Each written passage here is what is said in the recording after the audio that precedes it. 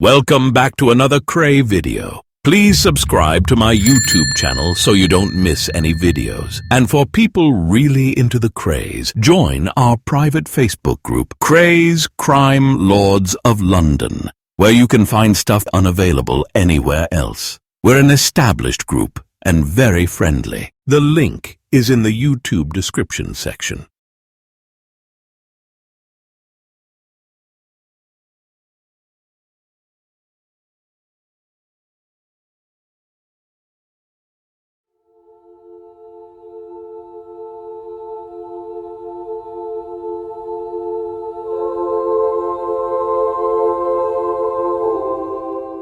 We go back into the sordid world of gangland London in the 1950s and investigate the murder of Tommy Scarface Smithson in Carlton Vale, Kilburn.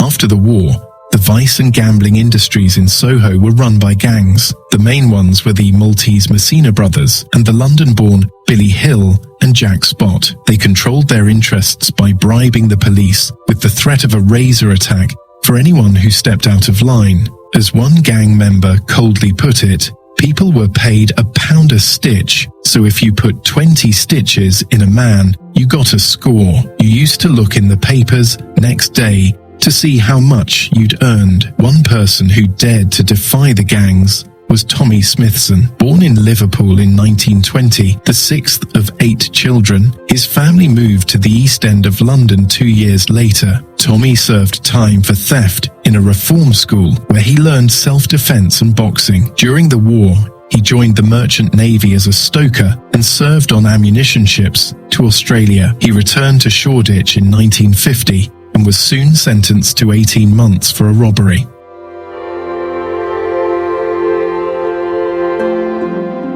In prison, he got to know people who ran the Soho gambling clubs. By 1954, he had his own gang who looked up to Smithson as a hero. The Maltese gang members had taken advantage of subsidised passages to England for as little as £3 to establish a network of gambling and drinking clubs, servicing a string of prostitutes. Smithson decided to target the Maltese. He began by working as a croupier for George Caruana in one of his clubs in Batty Street, Stepney. Caruana and his Maltese colleagues were keen to avoid trouble, and when Smithson set up a protection racket, he was soon taking a regular share of the takings in all their spielers. The club owners paid him a shilling in the pound, 12 pence in today's money. It doesn't sound much, but Tommy was making up to £500 a night. He opened his own clubs, such as the Publishers Club. Then, following police raids, he went to Brixton Prison until a whip round of his friends paid the fine. He started to seriously annoy people when he set up as a bookmaker in Berwick Street in competition with Billy Hill and Jack Spot. Then he got into a fight and cut Freddie Slip Sullivan in French Henry's Club. Sullivan had a brother in the Hill Spot gang, and retribution was swift.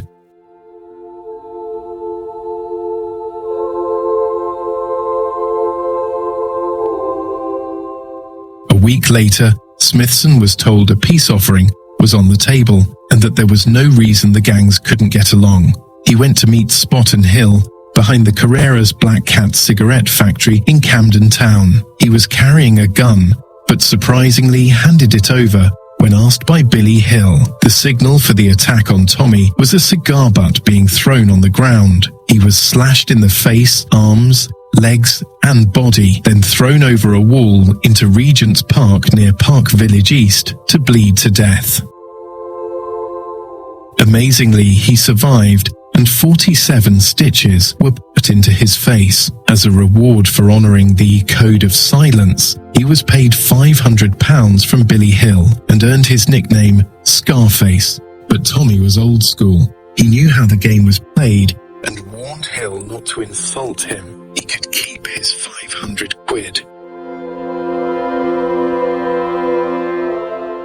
Tommy opened clubs and fenced stolen goods for a time, but he got another set of stitches when the word spread that he was a grass. This ended his entry into the big time, and he decided it was safer to work as a protector for the Maltese. Tommy fell in love with Faye Richardson, a mill girl from Stockport, who came to London to work as a prostitute. The press described her as a gangster's mole and a femme fatale. She was certainly dangerous to know. 3 of her lovers were murdered, and others suffered severe beatings.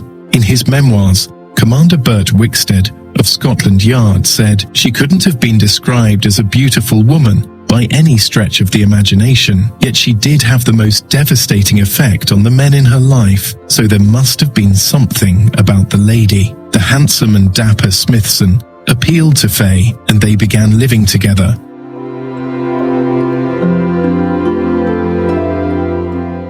When she was held on remand for buying clothes and records with bad checks, Tommy raised money for her defense. He collected £50 from his former employer, George Caruana, but complained bitterly that it should have been £100. On the 13th of June 1956, Smithson and 2 other men confronted Caruana and fellow Maltese Philip Elul, who ran a small prostitute racket, and asked for more money. In the ensuing fight, Caruana was cut on the fingers as he protected his face. Another £30 was produced at gunpoint, and in line with standard gangland practice, Elul was ordered to start a collection book for Faye's defense.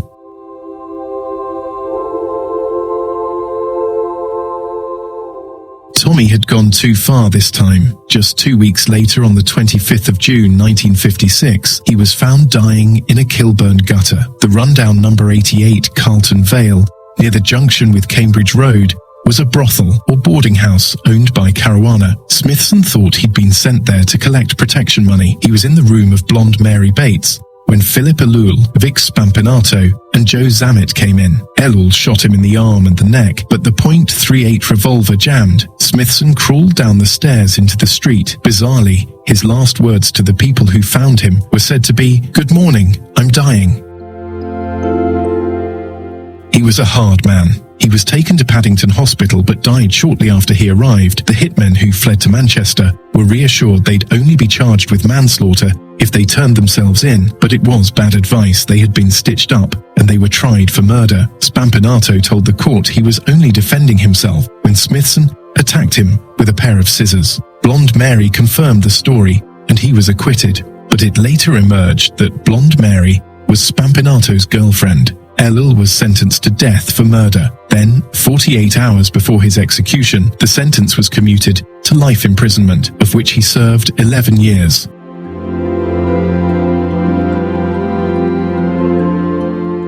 After he was released, Elul came to London to collect the money that he had been promised by the organisation. Sixpence was thrown on the floor, and he was ordered to pick it up. Then he was taken to Heathrow for a flight to America and warned, "Don't ever come back. If you do, we have a pair of concrete boots waiting for you." He did as he was told and stayed in America.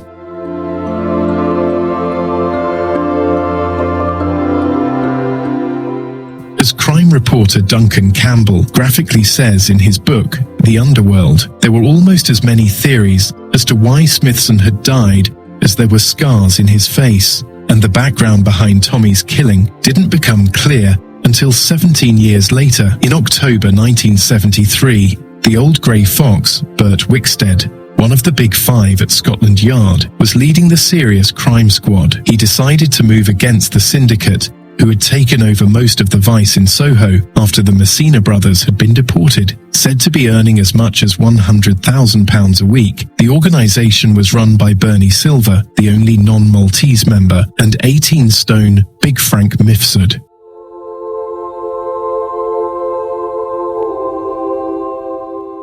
Just as the police raids were due, Silver and Mifsud had taken off on an extended holiday after being tipped off by a member of Wickstead's team. So Wickstead went through an elaborate pretense of having the warrants withdrawn and leaked a story to the press that he had given up the case. The papers responded with stories along the lines of "the raid that never was." The ruse worked, and members of the syndicate started to return to London. Bernie Silver was arrested while he was having dinner with his girlfriend at the Park Tower Hotel on the 30th of December 1973.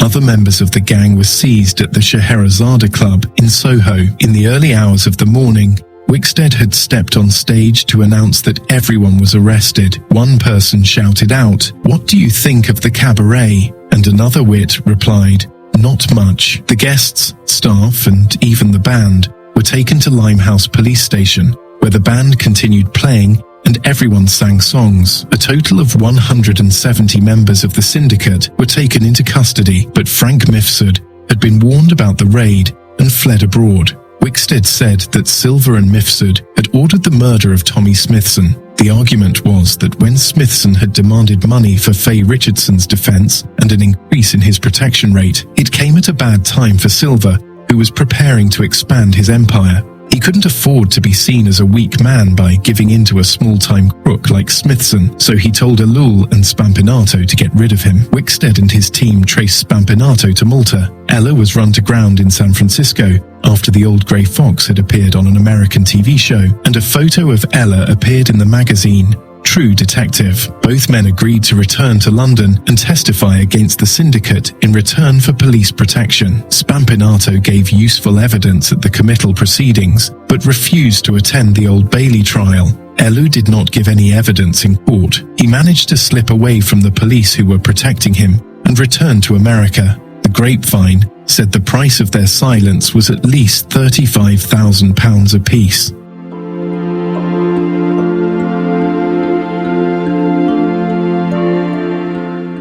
Frank Mifsud was extradited from a Swiss clinic after claiming he was mentally unfit. In December 1974, after a long trial, he and Bernie Silver were given 6 years for living off immoral earnings. Then in July 1975, Silver was sentenced to life imprisonment for Smithson's murder. But a year later, the Court of Appeal squashed the conviction, as they said that the case had been built on the evidence of unreliable witnesses. In 1976, Mifsud was also tried at the Old Bailey for ordering Smithson's killing. He said he was a property and club owner, earning £50,000 a year. He claimed that he was a friend of Smithson and was sorry to hear he had been killed.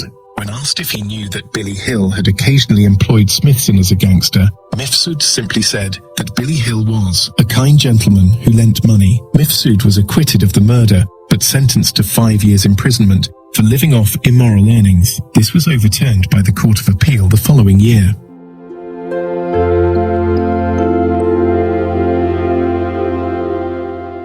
In January 1977, the Thames TV programme This Week broadcast a film called An Exercise in Law. They had interviewed Ella and Spampinato, who both said they didn't know Bernie Silver and that he had nothing to do with Smithson's murder. The programme implied that Commander Wickstead had wanted to destroy the syndicate and had falsely linked Silver and Mifsud to the Smithson murder. Friends close to Smithson always maintained that the Maltese had become tired of paying him off and organised his killing. One said the message to British gangsters was, "Watch out for the Epsom salts, the malts. They will retaliate." But according to Philip Eller, the motive was far more mundane. After Smithson had attacked him and George Caruana, Eller heard that Tommy was going to shoot him, so he went looking for him, and when he found Tommy in Carlton Vale, he simply shot him first.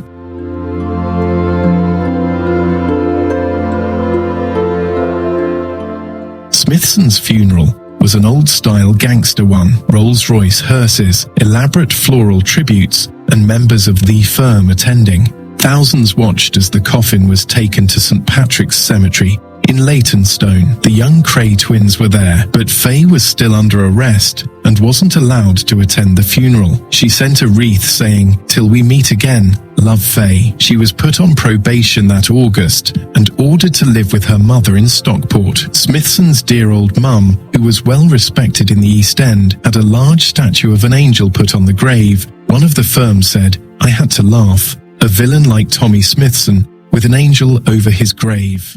Thank you for watching. If you enjoy this type of video, please join our Facebook group, Krays Crime Lords of London, where you will find over 1,200 other videos and thousands of photographs.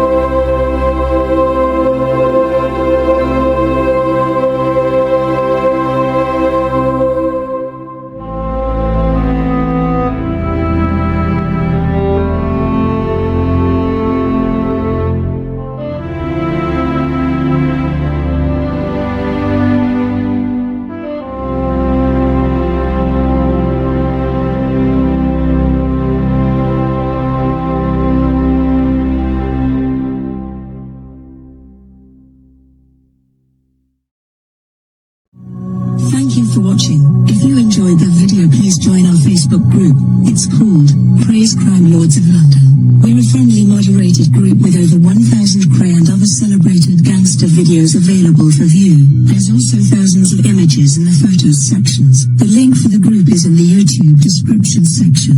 I hope we see you there soon.